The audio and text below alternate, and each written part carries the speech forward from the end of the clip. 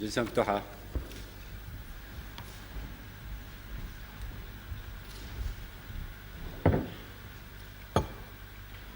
في هذا الاجتماع يسرني أن أنصب بصفة رسمية الأخ محمد صالح عضو مجلس الثورة كمسؤول تنفيذي مكلف بجهاز الحزب. وبهذه المناسبة يسرني كذلك أن أتناول الحديث لعلاج موضوعين، وهما موضوعي الساعة. كلمتي قد تكون مختصرة سواء فيما يخص النقطة الأولى أو فيما يرجع إلى النقطة الثانية. إن هذا الاحتفال الرمزي البسيط ما هو إلا إجراء جديد على طريق تدعيم هياكل الحزب. فبعد هذه السنوات الطويلة التي كانت حافلة بالنشاطات الاقتصادية، كانت حافلة بالنشاطات الثقافية والاجتماعية، كانت حافلة بالنشاطات السياسية سواء على المستوى الداخلي أو على المستوى الدولي، كانت حافلة في ميدان بناء هياكل الدولة الجزائرية الحديثة التي بعثت من العدم بعد استعمار طال قرن وما يزيد عن قرن.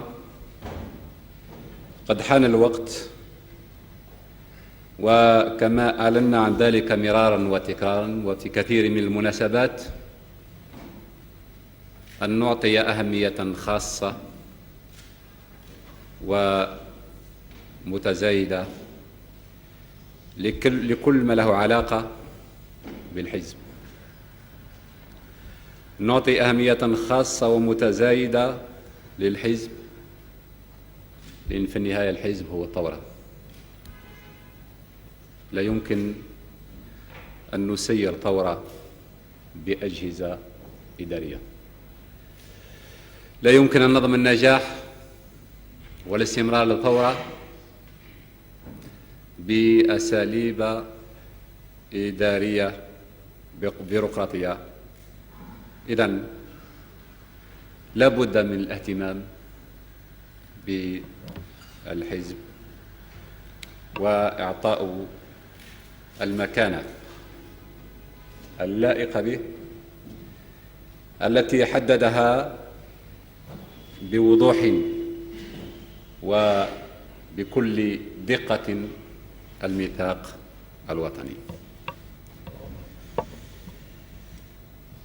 بالأمس كانت تنقصنا هذه الوثيقة،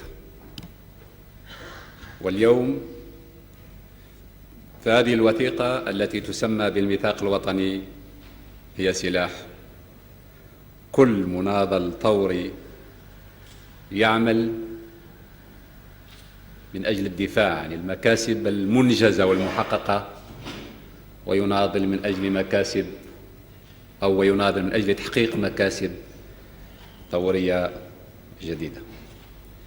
هذا بالنسبة للثورة وفلسفتها، فهناك إذن ميثاق، أهداف واضحة، مبادئ واضحة، المراحل واضحة محددة، الأولويات والأسبقيات كذلك محددة. بفضل وجود هذا الميثاق وتوضيح الرؤية وتوضيح الصورة، حتى الاختيارات تكون، حتى الالتزام يكون واضح، استطعنا أن نستخرج منه مبادئ الدستور، اللي هو عبارة عن قانون عام يضبط ويحدد الصلاحيات نتاع الهيئات في مستوى الدولة، يحدد ويوضح الحقوق والواجبات في مستوى الفرد. لكن لم تكتفي البلاد بعد المناقشات التاريخية التي ستبقى ترن في آذان كل المناضلين أثناء التحضير لوثيقة الميثاق. لم نكتفي بهذا، بل كان لابد أن نعطي للبلاد مجلسا وطنيا مكونا من مناضلين اشتراكيين، مناضلين مخلصين يدافعون عن الوطن، يدافعون عن البلاد، ويدافعون عن المنهج الثوري وحقوق المواطن. وقد بدأ بالفعل هذا المجلس أعماله، ونتمنى له من صميم فؤادنا مرة أخرى النجاح، لأن نجاحه جزء من نجاح المؤسسات متاع الدولة والمؤسسات متاع الثورة، اللي احنا نريدها أن تكون مؤسسات تبقى وتستمر بعد ذهاب الرجال والأفراد. اليوم أيها الإخوة قلت حان الوقت أن نثير اهتمام أو نعير اهتمام خاص، وكما عودناكم في الماضي فإننا نلتزم بأننا سنخصص الوقت الأكبر من وقتنا لمتابعة نشاطات الحزب مع الإخوان المكلفين بالأعمال اليومية، مع الإخوان المكلفين بالتنفيذ اليومي. وهذا ليس واجبي فقط، بل هو واجب كل مناضل. وليكن واضح بهذه المناسبة أن الحزب لن يكون أبداً احتكار شخص أو أشخاص أو جماعة أو جماعات. الحزب هو من مسؤولية كل المناضلين الذين يؤمنون بمحتوى الميثاق ويعملون من أجل تطبيقه. أقول يؤمنون بمحتوى الميثاق ويعملون من أجل تطبيقه. المناضلين الذين تلتقي أعمالهم وأقوالهم في تطبيق الميثاق، فهذا هو القاسم المشترك، وهذا هو الرباط الذي سيربط بين كل المناضلين الذين يتكون منهم الحزب، حزب جبهة التحرير. أردت أن أعطي هذا التوضيح حتى تكون أعمالنا مثل ما كانت في الماضي، تكون أعمالنا تسير، أو أن تسير أعمالنا في كل الوضوح. إذا لم ننجح في عقد، إذا لم ننجح في مؤتمر 64، محكوم علينا أن ننجح في مؤتمر 78. أقول محكوم علينا أن ننجح في المؤتمر القادم. ونحن نعرف وندرك أن النضال هو ليس إلزام. العمل النضالي ليس إلزام. العمل النضالي لم يكن في يوم من الأيام شيء يفرض. العمل النضالي هو اقتناع بالدرجة الأولى، اقتناع بالدرجة الأولى، بالمنهج، بالسياسة، بالخط، بالمبادئ اللي هي اليوم واضحة. فعلى كل مناضل، وخصوصا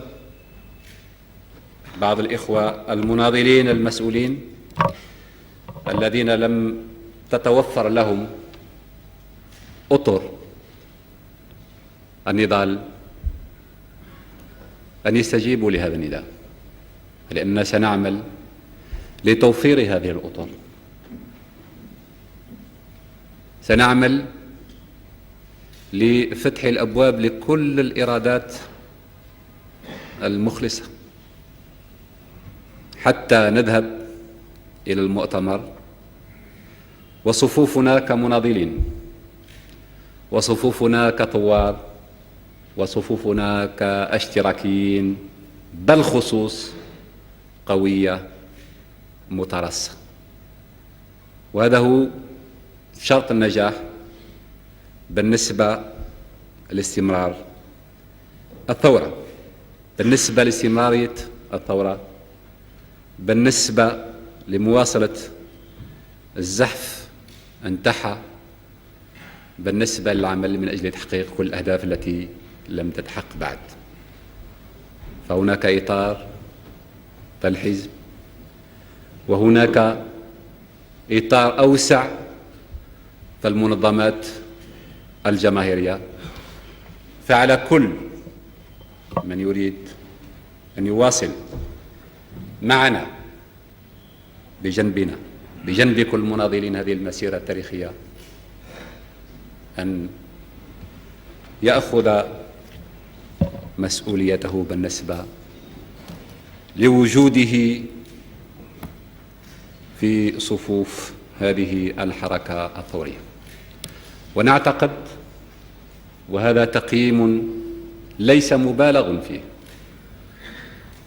نعتقد أن الطاقات الثورية موجودة في هذا البلد، أن المناضلين موجودين في هذا البلد.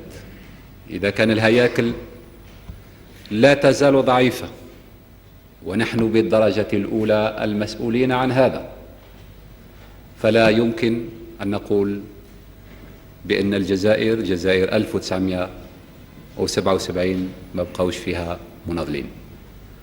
هناك حقيقة ميل إلى الحياة السهلة، هناك شيء من النسيان، نسيان الماضي القريب بدأ يخيم. لكن إذا استطاعت الجزائر، الثورة الجزائرية، أن تتعدى كل الصعاب والعقبات الكبرى، فالفضل، كل الفضل يرجع لا لعبقرية شخص أو أشخاص، ولكن لهذه الطاقة الحية التي تعمل وتناضل وتبني وتشيد صرح الثورة وصرح البلاد. هذه إذن بعض اللمحات عما ينتظرنا بالنسبة لآخر هذه السنة وبالنسبة للسنة القادمة. وقد سبق لي أن قلت في مناسبات أخرى أن سنة 78 ستكون سنة المؤتمر، وستكون كذلك سنة المخطط الجديد، لأن المخطط انتهى ولا بد أن يتبعه مخطط. وأردنا وقررنا أن يكون تحديد المخطط أو الموافقة على المخطط، مخطط التنمية القادم، يكون من طرف المؤتمر، حتى تصبح هذه القاعدة سنة، وحتى القيادة أو أعلى هيئة في البلاد، وهي المؤتمر بالنسبة للمستقبل، هي التي ستحدد الخطوط الاستراتيجية نتاع التنمية نتاعنا، سواء في الميدان الاقتصادي أو في الميدان الثقافي أو في الميدان الاجتماعي أو في جميع الميادين التي تهم الحياة نتاع البلد ونتاع المواطن. هذه مهام إذن واضحة، أهداف محددة في الزمان وفي المكان، وإذا توفرت الإرادة، إرادة المناضلين المخلصين الملتزمين، فإن الأمر سيكون سهلا، سواء بالنسبة لعقد المؤتمر ونجاحه أو بالنسبة للمصادقة على المخطط القادم، لأننا والحمد لله وبعد هذه السنوات الطويلة من الممارسة والعمل أصبحت لدينا وبكل تواضع شيء من الخبرة وشيء من الدراية وشيء من المعرفة بالمشاكل، سواء مشاكل الرجال أو مشاكل الهياكل. هذه أيها الإخوة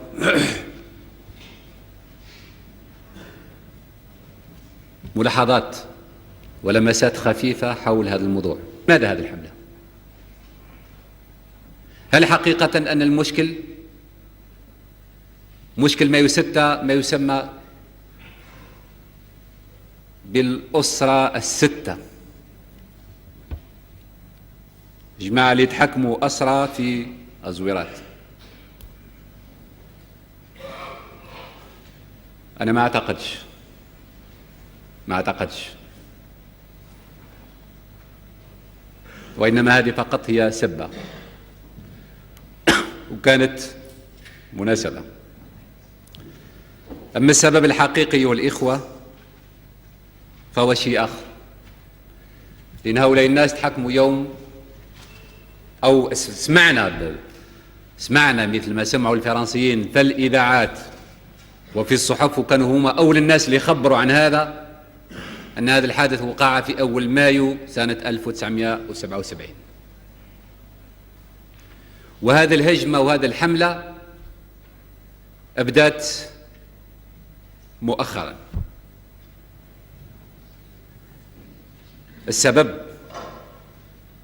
السبب هو شيء آخر. أولا أن فرنسا الرسمية لم تتخلى بعد عن أطماعها الاستعمارية في إفريقيا وعن منطقة النفوذ، وهذا هو الواقع.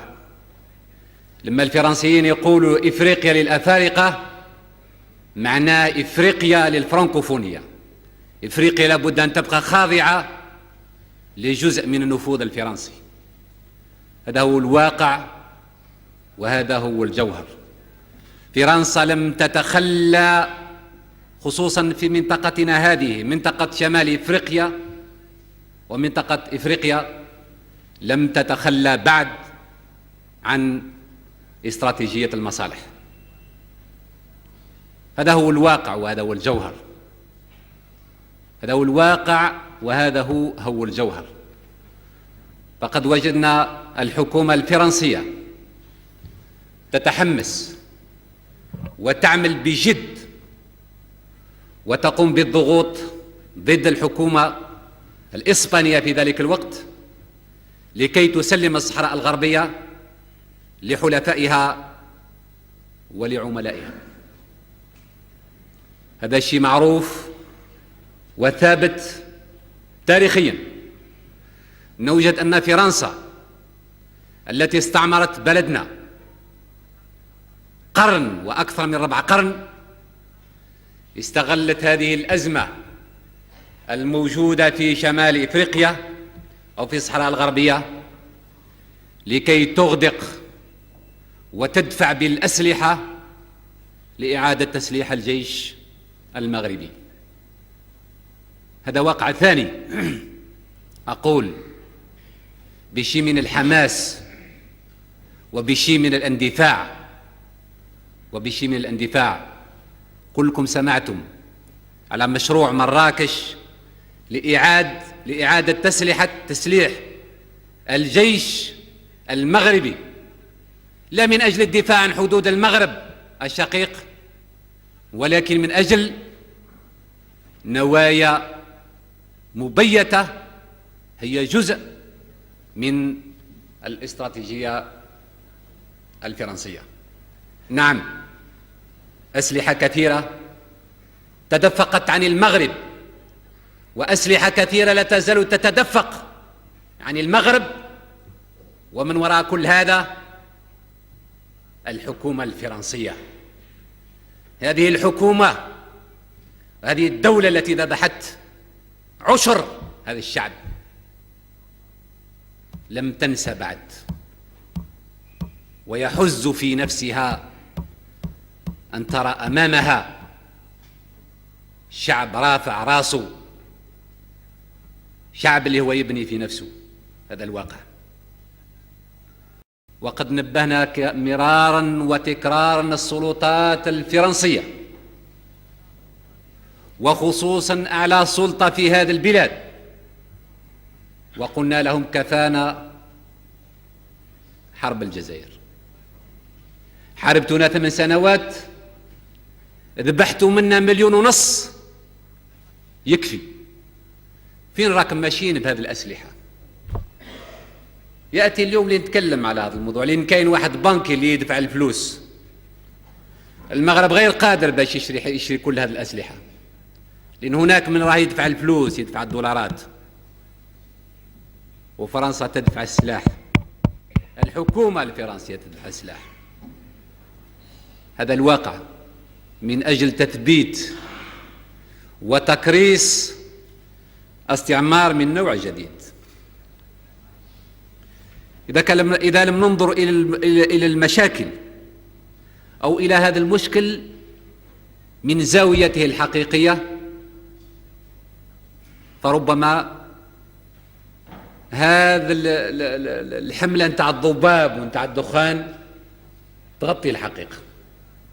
ما حكاية مختطف الزويرات أو مسجون الزويرات ما هي إلا حملة نتاع الضباب لتغطية هذه الحقيقة. لأن فرنسا الرسمية، أقول فرنسا الرسمية ولا أقول الشعب الفرنسي، لأن عندنا أصدقاء في هذا البلد، وهناك قوات ليست موافقة على السياسة المنتهجة من طرف الحكومة الفرنسية. واسمحوا لي أيها الإخوة، ونظرا لدقة الحالة وخطورتها، لابد أن أكون معكم ومع نفسي ومع ضميري صريحا إلى أبعد الصراحة. إذا قلت هذا هو الواقع، هذا هو الواقع. واتفاقيات التسليح بدأت بالخصوص من أزمة الصحراء الغربية، وليس كما زعم ملك المغرب أنها بدأت في 73، بدليل أنه بعد 73 وقع ما وقع في المغرب. وفي ذلك الوقت المغرب لم يكن يفكر في تسليح الجيش المغربي، ولكن كان يفكر بالخصوص كيف ينزع عنه السلاح، وقد نزع عنه بالفعل السلاح. إذن يجب أن لا نتلاعب بالتاريخ، يجب أن نضع الأمور في أماكنها، كل حاجة في المكان انتهى. قلت نبهنا ونبهت شخصيا الرئيس الفرنسي لخطورة هذه السياسة. أنا شايفه في المشي، عنده استراتيجية، لابد تكون عنده منطقة نفوذ، ومنطقة نفوذ هذه ما تقدر تكون إلا في البلدان الإفريقية الناطقة بالفرنسية، ما تقدرش تكون في أمريكا اللاتينية، ما تقدرش تكون في آسيا، ولا حتى في أوروبا. ومنطقة النفوذ هذه تمتد من المغرب إلى موريتانيا إلى السنغال، إلى جهات أخرى من أفريقيا. لكن ما كان يعتقده الفرنسيون أو الحكومة الفرنسية بأن أزمة الصحراء الغربية هي أزمة مفتعلة من طرف الجزائر. قيل أن هذه الأزمة افتعلت من طرف الجزائر، وافتعلتها أنا شخصيا. هذه الدعايات التي روج لها المغرب وروجت لها فرنسا اليمينية بأنني أنا السبب في افتعال هذه المشاكل، وأنا في واد وقيادة البلد في واد، وأنا في واد والشعب راه في واد آخر، يعني غير أنا وحدي لأسباب شخصية افتعلت هذا المشكل. لا أجيب عن هذا السؤال، لأن الإجابات كانت واضحة وصريحة في المهرجانات، في المظاهرات، في المسيرات التي جرت في هذا البلد في الأيام القريبة منا وفي الشهور البعيدة. وهذه طبعا عبرة لمن يريد أن يعتبر. لكن هناك أناس لهم عيون لا يبصرون بها، وكذلك لهم آذان لا يسمعون بها. ما كان يعتقد بأن هذه الأزمة هي أزمة مفتعلة تحول إلى حرب حقيقية،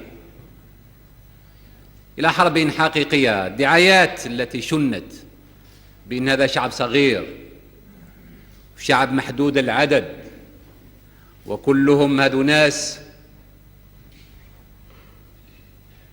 رحل ما يعرفوش حتى معنى الاستقلال. هذه الدعايات اللي سمعناها وسمعها كل واحد منكم. لكن نفس السياسة الفرنسية لما جاءت في القضية جزر القمر حاولت تفصل جزيرة مايوت، قال نجعلها وحدها، لأن المصلحة الاستعمارية اقتضت بأن تنتهج هذا المنهج. ما كان موقف الجزائر بالنسبة لهذه القضية. هل نكن عداوة للشعب المغربي؟ أبدا. ويخطئ من يسيء الظن بنا. قيل أن الشعب المغربي ساعدنا البارح وإحنا قلال الخير. احنا دفعنا الثمن من أجل تحرير الشعب المغربي. احنا دفعنا الثمن. ما زالوا في هذا القاعة ناس أحياء كيف تخلوا عنا. ليس الشعب المغربي الذي تخلى عنا أثناء حرب التحرير، عندما تعاهدنا بأننا سنخوضها حربا شعوى حتى نطرد الاستعمار. فماذا وقع؟ وقع اتفاقيات مع الاستعمار الفرنسي، وقعد الشعب الجزائري وحده في الساحة يقاتل بكل استماتة. إذا كان نكلم التاريخ ونكلم التاريخ الحقيقي، احنا دفعنا الثمن، ودفعنا الثمن غالي جدا. عشر السكان متاعنا، 8 سنوات نتاع الحرب، التشريد، التقتيل، السجون، والناس كانت تتبحبح في ملذات العيش. الواقع نعم، هذا التاريخ، هذا هو التاريخ وهذا هو الواقع. كنا نتمنى أن تستمر المعركة على مستوى المغرب العربي لكي نبني مغربا عربيا أساسه وقاعدته مصلحة الشعوب. ولكن المصلحة الاستعمارية ومصلحة الطبقات حالت دون تحقيق هذا الهدف، وحالت دون تحقيق هذا الحلم. هذا هو التاريخ أيها الإخوة. إذا كان نريد أن نكلم التاريخ، إذا كان نريد أن نكلم التاريخ، فنحن نكن كل الخير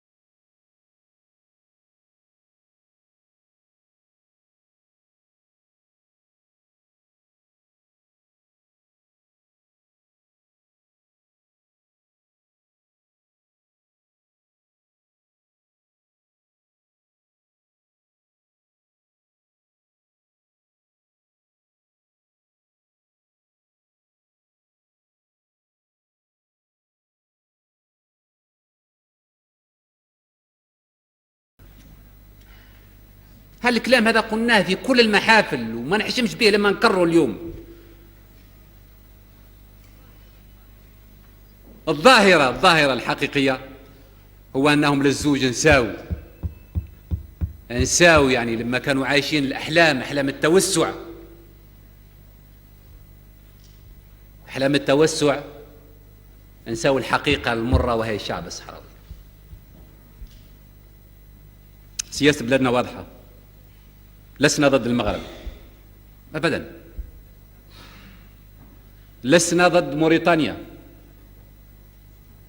أبدا، لكن احنا ساعدنا ونساعد الشعب الصحراوي.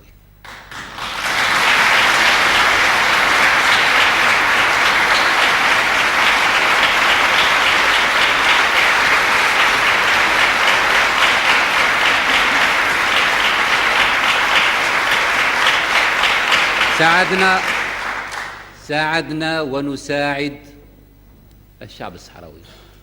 لما الشعب الصحراوي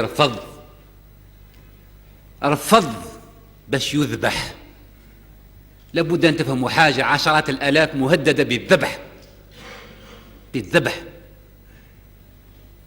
لما رفض باش يذبح خذ السلاح باش يدافع الحدود، باش يدافع على بلاده. قيل أن الجزائر تساعد، نعم أنا نساعد، وأن الجزائر هي اللي خلقت المشكلة، موقفنا واضح كذلك، ما خبيناش، واعترفنا بالحكومة المؤقتة تاع الشعب الصحراوي، ما خبيناش، هذا معروف، التاريخ يحكم علينا ولا يحكم ضدنا، هذا موقف أخذناه. لكن هل ممكن أن بقرار حكومي بمرسوم رئاسي أن نبعث الناس يموتوا؟ هل ممكن؟ نعم، كل واحد يقدر يسلح ناس، وحتى الرجعية المغربية راها تحاول تسلح ناس باش يضربوا الثورة الجزائرية، وحتى غولات الجزائر الفرنسية كانوا يسلحوا ناس باش يجيوا يضربونا الآن في العاصمة، راكم تتذكروا. كل واحد قادر يسلح، لكن فين هو الإيمان، فين العزيمة، فين الإرادة؟ قادرين نسلحوا لكن ما ناش قادرين نبعثوا الناس هذو يروح يموتوا، وهذا الناس قرروا باش يموتوا من أجل الوجود نتاعهم، من أجل أن يعترف بهم، من أجل أن لا يحرموا من حبات الرمل ينتحهم ونتاع آبائهم وأجدادهم. إذن خلفيات هذه القضية، فرنسا من الأول، يعني الحكومة الفرنسية من الأول كانت في هذه المعركة، بجانب المغرب وبجانب موريتانيا حتى دكار. تعرفوا فرنسا عندها قواعد في دكار، قواعد للدفاع عن من؟ عن مصلحة من؟ لصالح من؟ لكن اللي وقع في المدة الأخيرة أن المعركة اشتدت في الصحراء، صحيح، وأنه رغم وجود 30,000، أقول 30,000 جندي مغربي في الصحراء، ورغم الحلف المقدس بين المملكة المغربية وبين عاملها في نواكشوط، أو ما يسمى بالدفاع، اتفاقية الدفاع المشترك، فوق منه سمحوا لي التعبير، الدفاع المشترك، رغم أنه المرحلة الثانية قال نعمل دفاع مشترك باش نقضي على الصحراويين، على الجيش، الوحدات الصحراوية. بحكم هذه الاتفاقية هناك وحدات من الجيش الملكي تحتل اليوم عين بنتلي اللي هي تهدد حدود بلادنا، تهدد تندوف، وعين بنتلي هذه سلمها ولداد الملك المغرب. وكل واحد يقدر في استطاعته أن يحقق هذا الكلام، رغم وجود الجيش المغربي في بير موغرين، رغم وجود الجيش المغربي في دخلة، رغم وجود الجيش المغربي في الزويرات، رغم وجود الجيش المغربي في أطار وفي نوادبو، ما استطاعوش أن يسيطروا عن الواقع، ما استطاعوش أن يسيطروا عن الحالة، لأن القضية الصحراوية بفضل كفاح أبنائها ماشية وتشق في الطريق نتاعها. هنا تحرك المعلم الكبير فرنسا، نعم، للرئيس جيسكار ديستان تحرك وعمل كل هذه المظاهرة العسكرية وكل هذا الغمام نتاع الضباب، لأنه تلقى رسالة من رئيس نواكشوط يقول له أطلب منك أن تبعث لي 10,000 جندي، ابعث لي 10,000 جندي وإلا راحت الحديد نتاع الزويرات، راحوا الفرنسيين اللي راهم يعاونوا فيه، الأمور ماشية تتفكك. للمحاولة الأولى إذا كانت تبعوا فيها مليح، المحاولة الأولى كانت استعمال الجيش المغربي. الجيش المغربي فشل مثل ما فشل في الجانب الغربي من الصحراء الغربية أو الشمالي، نجح، فشل كذلك في حمايته لموريتانيا. فكان لابد من الاستغاثة بفرنسا، من الاستغاثة بالحكومة الفرنسية، لأن الرسالة مشات يوم الأربعاء واجتماع نتاع مجلس الحرب وقع يوم الخميس. أما حكاية الستة وأنا نقولها لكم على كل حال باش تقولها لكل مواطن. لما جاء الرئيس تيتو اللهن وزارني اللهن في الجزائر، طرح لي موضوع الفرنسيين الستة وقال لي هو شو يقول الرئيس جيسكار ديستان في الحالة نتاعهم. قلت له يا فخامة الرئيس تقدر، وهذا يعني احتراما لك بصفتك صديق بلادنا وصديق الثورة نتاعنا، تقدر تقول للرئيس الفرنسي بأن حسب معلوماتي الخاصة أن هؤلاء الفرنسيين هم على قيد الحياة. إذن الرئيس الفرنسي على علم وعلى اطلاع، ودي خبايا الأمور، يعني خبايا الجوانب الخلفية نتاع القضية. ومن هنا شفنا على كل حال هذه المظاهرة العسكرية، الوحدات العسكرية، وحدات المظليين، والصحافة تتكلم بأنهم ماشيين يحتلوا تندوف أو ينزلوا في تندوف. يعني في مسائل الضحك، تبكي وتضحك، يعني تبكي لأن الفرنسيس ما خذوش درس، رغم الفضيحة اللي عرفوها في ديان بيانفو، ورغم الفضيحة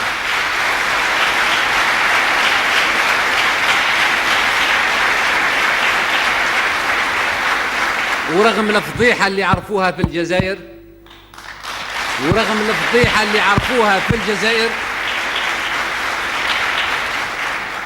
ما زال يفكر لي على كل حال في حكاية سيدي فرج جديدة. نفس السيناريو في 1830 يقال حسب بعض المؤرخين الفرنسيين، المؤرخين الاستعماريين، أن فرنسا احتلت الجزائر لأن الداي هذاك الوقت ضرب القنصل تاع فرنسا بالمنشة نتاع وادي. واليوم في سنة 1977 ولو يتكلموا على إنزال وحدات عسكرية في تندوف وفي غير تندوف من أجل ستة نتاع الفرنسيين، مع العلم بأننا شعب رهيب الحس جدا، ونشعر بالمشاكل الإنسانية، وأعلنا بأن بلادنا على كل حال حتى لا تعطي ذريعة وحتى يسقط القناع، حتى الأقنعة تسقط، فنحن مستعدين أن نساهم بحظنا في إعطاء النصح. في النهاية أنا ما نضغطش على جماعة البوليساريو ولا جبهة البوليساريو، ما نضغطش عليهم، ننصحهم، وهذا ما كان بالفعل. إذن أيها الإخوة، التحرك الفرنسي، الفصل الأول هو التحرك الفرنسي. وشفتوا من بعد طيارات نزلوا في موريتانيا، طيارات أخرين مشاو لدكار، طيارات متاع الاستطلاع الآن موجودين في موريتانيا، موجودين في موريتانيا باش يعسوا يمدوا المعلومات. شبكة نتاع الاستخبارات نتاع اللاسلكي وغيره موجودة الآن، موجودة، مظليين موجودين في موريتانيا، وحدات مغربية تحركت باش تزيد تنزل الجهة موريتانيا. إذن التنسيق ماشي 150% بين فرنسا الرسمية، بين الحكومة الفرنسية وبين المغرب، لأن الاستراتيجية هي استراتيجية واحدة، استراتيجية واحدة، وما يقدروش يسمحوا باش يوقع لهم أي مشكل في أي جهة من كل هذه الناحية. الفصل الثاني، وهذا تمهيد من ناحية الصحافة، اجتماعات الحرب اللي عملها الرئيس الفرنسي، وحدات طوارئ، وحدات اللي تحركت نحو دكار ونحو موريتانيا، اجتماعات بين العسكريين الفرنسيين والمغاربة. الفصل الثاني وهو تصريح ملك المغرب. تصريح ملك المغرب، وأنا أشكره جدا على الوضوح والصراحة، أشكره جدا، ونظن الشعب الجزائري يشكره على هذا الوضوح. ماذا يقول هذا التصريح؟ إنني كلما ضربت في الصحراء وكلما ضرب الجيش الموريتاني فسأضرب الجزائر، فسأعتدي على الجزائر. هذا كلام ملك المغرب. كل ما توقع عملية في الصحراء فسأضرب الجزائر وسأعتدي على الجزائر. أنا استمعت بإمعان عندما كان يتكلم على هذا الموضوع، وذكر بالفرنسيين التاريخ القديم. طبعا أنا لا أريد أن أنزل إلى مستوى معين في حديثي أبدا، لأنني أعتقد وأعتبر أن الحالة لا تحتاج إلى استعمال الكلمات التي فيها السخرية وفيها السب وفيها الشتم، وإنما فقط نعالج الجانب السياسي. تكلم على حق المطاردة، وهذه تعرفوا أنها أول اللي انشأ هذا التعبير وصاغ هذا التعبير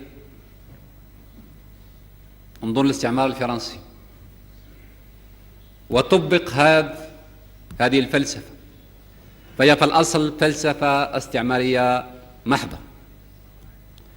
ضربت قواعد الثورة الجزائرية في ساقية سيدي يوسف، وبعد تأميم القنال كذلك كان فيه تأميم القنال، وكانت الثورة الجزائرية مثل ما كان يعتقدوا في ذلك الفرنسيين في ذلك الوقت بأنه عندما تضرب القاهرة فستتوقف الثورة الجزائرية.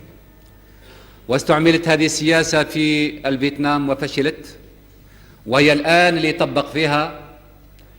يطبقوا فيها الإسرائيليين بالنسبة لبنان وبالنسبة للمداشر العربية، وتطبق فيها جنوب أفريقيا وروديسيا.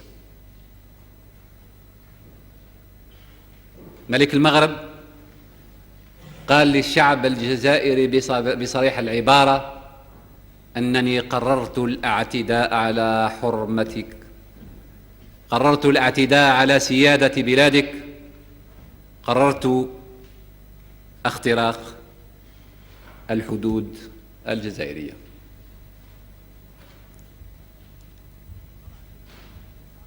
طبعا أمام الحالة هذه من العمل، والاعتداء بين واضح والنية واضحة. نقولها بكل بساطة وباسم 18 مليون جزائري، بأننا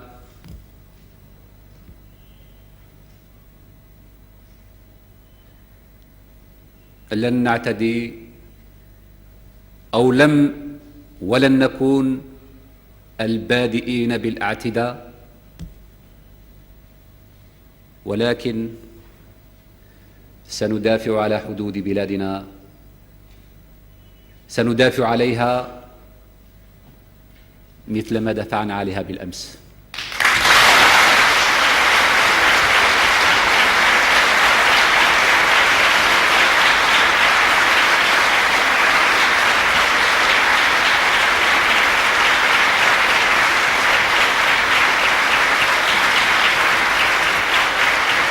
سندافع على حدود بلادنا، وهي أولوية الأولويات، ونحن لسنا من الذين يؤمنون بتسبيق الخبز على الكرامة. فقد حاول الجنرال دوغول أثناء حرب التحرير أن يلعب على الثورة. كنا نتمنى من المملكة المغربية أن تتفهم الأوضاع، وأن تفهم بأن المشكل السياسي لا يحل إلا سياسيا، وأنه ليس من السهل حل المشكل عسكريا. ولكن الظاهر وبتشجيع من أوساط وبدعم، أرجع الموضوع للتاريخ كذلك، من أوساط فرنسية، المملكة المغربية تريد أن تحول الصراع إلى صراع جزائري مغربي لتغطية الهزيمة، لأن هناك مأزق.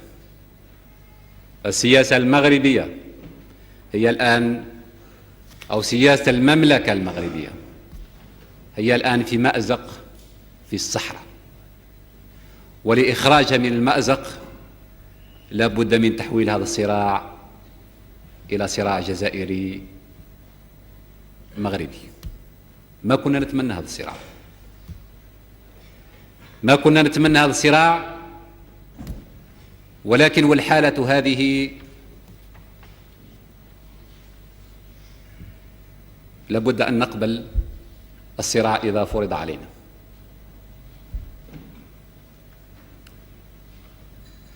ومثلما فشلت سياسة التوسع وسياسة القوة وسياسة الحديد والنار في الصحراء الغربية، ستفشل لا محالة ضد الشعب الجزائري.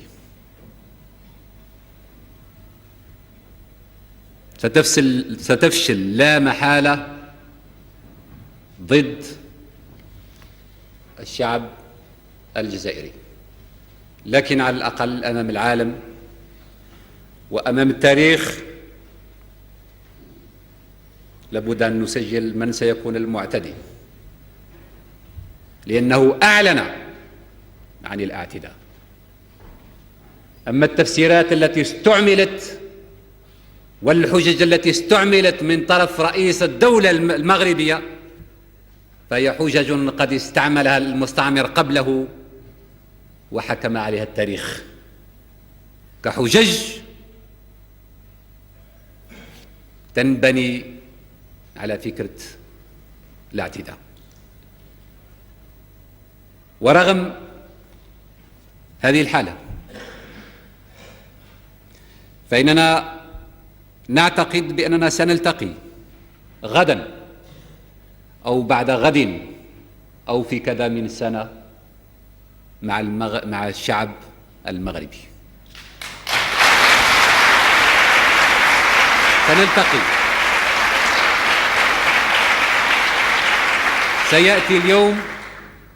سيأتي اليوم الذي نلتقي فيه مع الشعب المغربي، فلهذا ما نسبش أبدا المستقبل، ندافع على حدود بلادنا فقط، ندافع على حدود بلادنا فقط ونقولوها بكلمات بسيطة، بكلمات واضحة.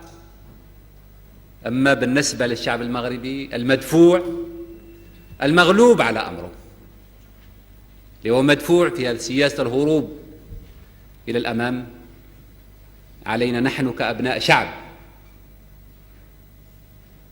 شعب خارجين من صلب هذا الشعب، خارجين من صلب هذا الشعب، ومناش مبعوثين من السماء، مناش مبعوثين من السماء، أن ننظر دائما للمستقبل. وحتى القوات المسلحة المغربية نقول لها قد يزج بك مرة أخرى في سياسة هي ليست في صالح المغرب، هي ليست في صالح المغرب وليست في صالح الشعب المغربي. هذه القوات المسلحة نتمنى أن تنظر وأن تفكر فيما حولها، بالناس اللي راها تقتل فيهم هم ناس عرب ومسلمين، وأن الشيء اللي راه يطلب منها ملك البلاد هو أن تعتدي على حرمة وعلى وحدة بلد شقيق. فنتمنى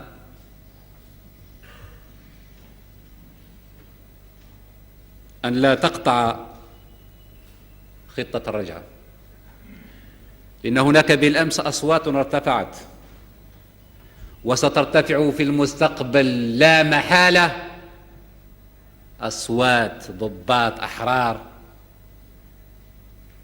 بدون شك سترتفع في المستقبل، وسيخرج من صفوف هذه القوات المسلحة في المستقبل في سنة، في 4 سنوات، في 5 سنوات، في 10 سنوات رجال أحرار يحررون المغرب، الشعب المغربي من العبودية ومن الاستغلال ومن السيطرة البشعة، هذه هو الإخوة بعض الأفكار وبعض التوضيحات اللي كان بودي أن أقولها، أو اللي ما كانش بودي أن نقولها لو ما تفرضتش علينا الأمور فرضا. لا يمكن أن نبقى ساكتين في الوقت اللي الواحد يقول لك أنا جاي نضربك في بلادك، لا يمكن أن نبقى ساكتين والمؤامرات تحاك حول بلادنا وحول ثورتنا، ولم نكن نحن على الأقل على المستوى الرسمي ولم نكن السباقين لطرح هذا الخلاف العقائدي بين الثورة الجزائرية، بين ديمقراطية الثورة الجزائرية وديمقراطية المملكة الموروثة عن العهود الغابرة. نعم، نفتخر بديمقراطيتنا، نفتخر بهذه الديمقراطية التي حررت الفلاح وأعطته الأرض، نفتخر بهذه الديمقراطية التي ألغت الضرائب على الفلاح، نفتخر بهذه الديمقراطية التي صنعت البلاد، نفتخر بهذه الديمقراطية التي فرضت أو سنت التعليم لكل أبناء البلاد، نفتخر بديمقراطية الجامعات، بناء الجامعات والمدارس والمعاهد في كل جهات متاع البلاد، نفتخر بديمقراطية الطب المجاني، نفتخر بديمقراطية أن لا سيد في هذا البلاد، أن لا سيد في هذه البلاد، وأن الشعب هو السيد، أن لا سيد في هذه البلاد، وأن الشعب هو السيد. نعم، استمعنا يتكلموا قال لك ديمقراطية أو ديكتاتورية الحزب الواحد. نفتخر بكل الشيء اللي نعملوا فيه، وشعبنا يفتخر، والشمس ما تقدرش تتغطى بالغربال. ما أنجزته الثورة الجزائرية في 15 سنة وما أنجزه الآخرون في أكثر من 15 سنة. نفتخر بكل هذا اليوم، ونفتخر به غدا، ونفتخر به بعد غد. ولا يمكن أبدا أن نفتخر بديمقراطية البوس على اليد والبوس على الجلابة، لأننا شعب حر، لأننا سياد، وهذه ديمقراطيتنا، هذه ديمقراطيتنا، وشعبنا على كل حال يفتخر بها، لأنها حررته من الاستغلال، حررته من الاستعباد، حررته من التبعية، حررته من أي نفوذ أجنبي. نفتخر بكل هذا. ورغم ما قلته أيها الإخوة، فإن الجزائر تبقى دائما على استعداد اليوم، غدا، بعد غد، للمساهمة بالطرق السلمية في إيجاد كل مشكل أو في إيجاد الحلول لكل مشكل يطرأ في منطقتنا. ونحن على استعداد أن نساهم ولو بنصيب محدود في حل هذا المشكل الدامي، مشكل الصحراء الغربية. وقد أعلنا عن استعدادنا مرات ومرات لحضور مؤتمر القمة الإفريقي لمعالجة هذه القضية. فالجزائر انتهجت وتنتهج طريق الشرعية الدولية، وسنبقى سائرين في هذه الطريق، وسيبقى دائما شعارنا العمل واليقظة، العمل من أجل تدعيم الثورة، واليقظة من أجل الدفاع عن الثورة. وهذه آخر كلمتي، وأتمنى من المولى سبحانه وتعالى التوفيق. والسلام عليكم ورحمة الله.